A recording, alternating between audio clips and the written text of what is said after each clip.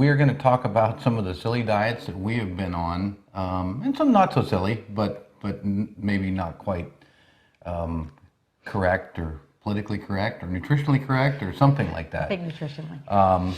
And that's what we're going to do in today's video, and just kind of go through a few things and some of the past things that we've done. And as you know, I'm Dr. Keith. I'm Dr. Becky. Welcome to Two Fit Docs. So you want to start? All right. Well, so we thought that, you guys have probably done some silly things to try and lose weight, and maybe you won't feel so bad after watching this, because we've done them too. I've said this before, but my first real attempt at losing weight was at the age of 16, and my method of losing weight at the time was to eat lettuce. And no, that was it. That was lettuce. Okay. I think I drank water. Good plan. It worked. Well, it worked. We do not recommend that, and it was not sustainable. And I think that's going to be kind of a. So it was one of the E's. It was effective. Effective, right? Yes. Yeah. So Keith's referring to my 3 E's: easy to follow, enjoyable, and effective. That is you have to have those 3 E's in place if you are going to sustain your weight loss. Eating lettuce by itself, fail. All right. So that was my young years. So what was your biggest one you were doing? Well, so mine, and from our kind of video about kind of how we went through this thing, when I was in my late teens after high school, I wanted to gain weight because I felt like I was a scrawny guy. So of course I got Arnold's book, and this goes back to 1979, I believe. In here, there's a great recipe for muscle burgers. The muscle burger diet? The muscle burger diet. Okay. Basically, it's just meatloaf packed into a really large burger, and then you eat it on a bun with all the good stuff. But it had eggs and breadcrumbs, all that kind of thing in it. If you've watched our other video, it was effective to do what I wanted to do. I gained weight.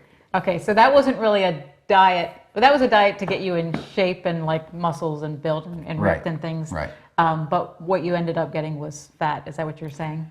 Well, the problem with, and we'll talk about some of these other ones too, is that a lot of times there's some pretty strict, high intense, heavy lifting exercise involved to help you utilize all these nutrients you're getting. Well, if you can't sustain that, right.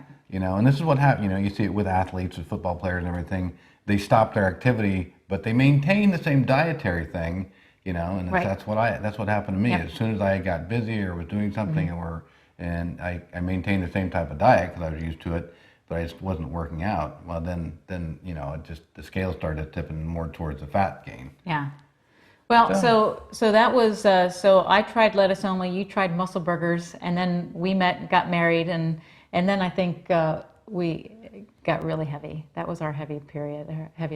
Yeah. Well, it was one of them. Yeah. And so we tried, at that time we tried some of the crazy things. I know I ordered some diet pills one time, and it was like ridiculous, and so it's embarrassing to say, but I've done it. we don't really talk about this, but even we did a thing for a while that was called it was ephedrine, aspirin, and caffeine. Yeah. ECA. It was called an ECA stack, and you could get ephedrine at from the which pharmacist. is a stimulant. Right. They actually it's behind the counter now because that's what they used to make methamphetamine. Duh. Which is why I guess it kind of worked. But we were terribly jittery, if I remember. That was like your yeah. stomach was upset, and it was crazy. But because it was available over the counter, we didn't even give it a second thought that it might not be healthy for us. Yeah. But I remember doing that too. Yeah. Well, and then we went into what I'm sure a lot of people have probably tried, that like the variations on molasses or maple syrup, and mixed with cayenne pepper and apple cider vinegar. Apple cider vinegar. Yeah. Yeah. And you would take I don't know how much it was, but it's like, oh my God, that was horrible. Again. You rationalize it to yourself. There was one E to it, I think. It did. Which one was that? The effective. It did end Was it? I don't know if it was.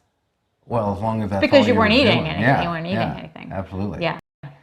So I think it gave you well, the apple cider vinegar does have some benefits. We'll talk about in a later video.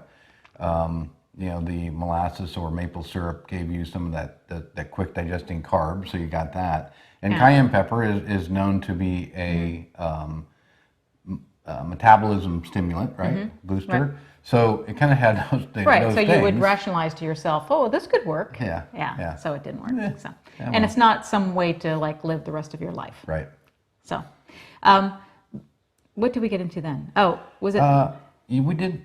I know at some point I did that one, the grapefruit diet. Yeah, I don't know if I ever did that. And there's been variations on that using different things. I mean, you could probably you eat one food and that's all you eat. You could probably do it with bananas if you was Probably like could. all you want. I mean, they always talk about gorillas are really lean and muscular, and all they eat is bananas.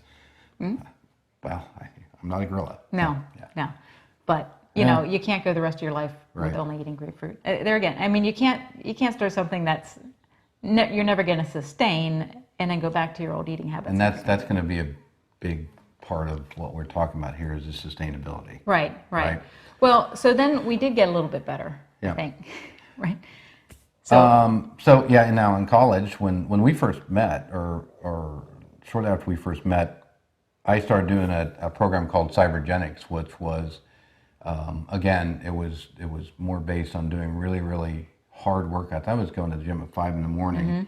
I was eating a lot of egg whites, so I would hard boil eggs, toss the yolk, keep the egg whites, white rice, and skinless chicken. I mean, that's like basis of my diet. And again, for this period of, I think it was 3 months, it worked. I lost weight, I built some muscle. That's when you hooked me. That is when I hooked you. Yeah, you're looking good. Yeah, I was feeling like crap. But again, so that really wasn't sustainable. The funny thing is that, I mean, it took a couple of years of not being on that to kind of gradually get back to where, I was as far as my weight gain and everything. So that wasn't too bad. I mean, it had some sound principles. Now it was low fat, but that was the low fat era. There was a lot of supplements that went with too. It was very supplement heavy. Yeah. So, and you didn't sustain it because of the heavy workouts. Right. But we also did this one. Is that kind of the next thing? So the anabolic diet is something we did probably in the early 90s, right? I think it was mid-90s. Or mid-90s. Yeah. And this one's interesting now. Yeah, we got great results, but it was kind of all-consuming and crazy-making, I think. The interesting thing about this one, so this is 1995 or 96, Dr. Mauro Di Pasquale, the Anabolic Diet. This was our first introduction to keto. If you look back at it. It wasn't called that, but... Right. Well, he talks about ketosis in here. Okay. And even talks about getting urine strips and testing, because I don't think you could get the blood metered back then. But it was very intense lifting again, very intense heavy lifting, and it actually was a cyclic ketogenic diet. So he did advocate doing keto through the week, or high fat, low carb, and then on the weekend having a carb up day, a refeed, or I can't remember what he had a term for it. So that would fall into the category of cyclic ketogenic diet. But it was like our first real introduction to the ketogenic kind of mindset. Now again, really heavy, really intense workouts. Well, and if I remember correctly, our carb up days were no holds barred. And so I remember going down to our local grocery store and being really embarrassed by what I was buying, because it was like an entire box of Frosted Flakes or Honey Nut Cheerios. I think that was with this one. I think you're right. Okay, so I think it was a little both bit of them, both of these were kind of cyclic, a lot of heavy exercise, strict diet through the week, and then on the weekend. This one was definitely much more protein focused. He really didn't talk about fat, and there's some, it's more protein carb than it is fat. But so we had an off day. I remember Frosted Cheerios. Frosted Cheerios is a box of Frosted Cheerios on Saturday morning. M&M peanuts. Yeah. Those were like my favorite. Oh yeah. So, and like we would get like a whole big bag of them. Big bag of them. Go through them. It was crazy in a day, because we had to fit it all in a day because we only. Yeah, because we only had a day to do it. Yeah. Yeah, that I can't say that was the healthiest thing. And I will tell you, I have a lot of respect for this book. As you can see, like I mean, this thing would fall apart. It would fall apart fall if apart, yeah, because I had been through this so much for the workout. The workout was fantastic. Yeah, it's a really good workout Yeah. plan. Yeah. So I don't mean to demean, you know, a lot of these. A lot of these did have value. They were part of our learning process. Right. And, you know, these might be okay programs if you're a young guy or Yeah. girl, you're fit, you're insulin sensitive, Yeah. good muscle mass. You could probably get away with doing these, and they probably would even, you could even consider them, you know, relatively healthy on the scale. Yeah. But for, you know, even for us, I mean, we were already, I'm sure that I was already developing some of that pre-diabetic kind of thing. My weight had been up and down and heavy. Yeah. So, yeah, so that one, and again, we didn't sustain the workout, so, Right. but we did But we like the off day. But we did sustain the off day. We did. We had off days for Yeah. we probably had more than we started to add an off day during the week, If maybe one, a few. If one is helpful, That's right. two's got to be good. Yeah, why not? That sounds right. Okay. All right. So then I had kind of gotten things under control, Right. but you were still struggling. Yep. And so we had watched the documentary "Fat, Sick, and Nearly Dead," and here too, I think there's a lot of value to this. I do too. To watching it, I think it was really well done. This guy's name is Joe Cross.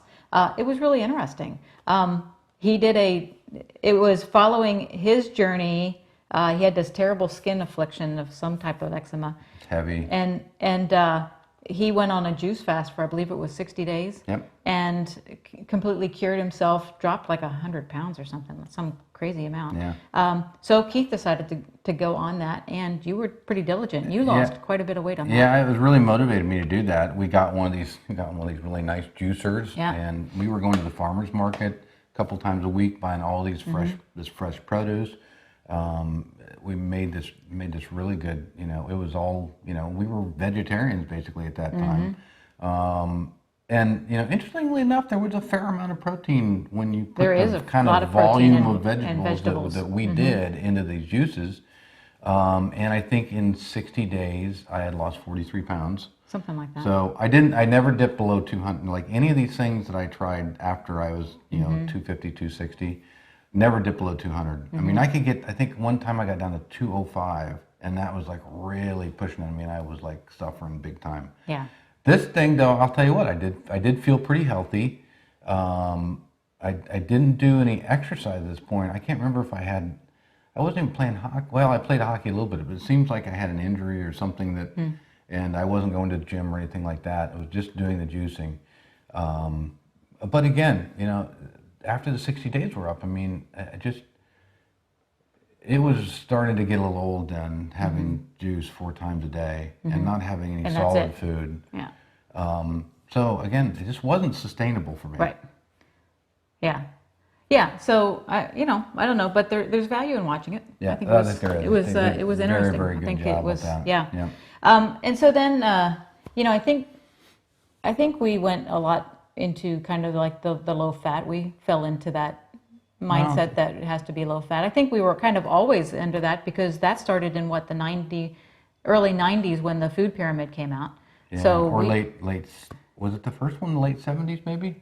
79. 79? I forget how that works. To be honest, I think the food pyramid, the one we always, the iconic one, I believe that was like early 90s actually, which does sound late, but I think it was, but I can't remember. I know I've seen that many times. Yeah. Yeah.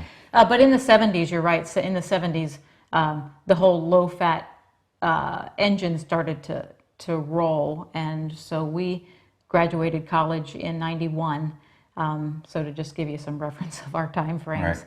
So. And we had nutrition classes. Yeah. In college. Yeah. So. But you know what? Obviously now, Keith lost 80 pounds. This has been well over. We're going on like easily a year and a half now that the weight that you started and the weight's been off. I started last January, and I think I hit my goal in September. So we're what? A year. I don't know. A year. Well, what? 8 months to get it off, and 8 months that you've maintained it. That's about right. Yeah. Easy, enjoyable, effective. Yeah, definitely. Low carb ketogenic diets, absolutely. You get to eat satisfying foods, high fat foods, nuts, seeds, animal fats like meat, cheeses, eggs. Those things are so. Bacon is a diet food on a ketogenic diet for sure. If it, Yep. got to control those nitrates. We've talked about that in different things. You got to get good quality bacon, but it is a part of it. And Yep. how satisfying is that? Yeah. It is something that is sustainable. And I know from the comments that we see under our videos every week, amazing success stories. Oh, people are doing following. fantastic. I Oh, mean, it's it's great to wonderful. hear. Oh, Yeah. yeah. So we're done. We're done. We're done with silly diets. We're done with, kind of good diets, but that are low fat, or we're sticking with what we're doing. And I think the research that we have talked about on this channel and that we will continue to talk about, and some of the studies that we're going to kind of do ourselves coming up, Yeah. really bear that out. I mean, I think this is a healthy thing to do as long as you follow the guidelines.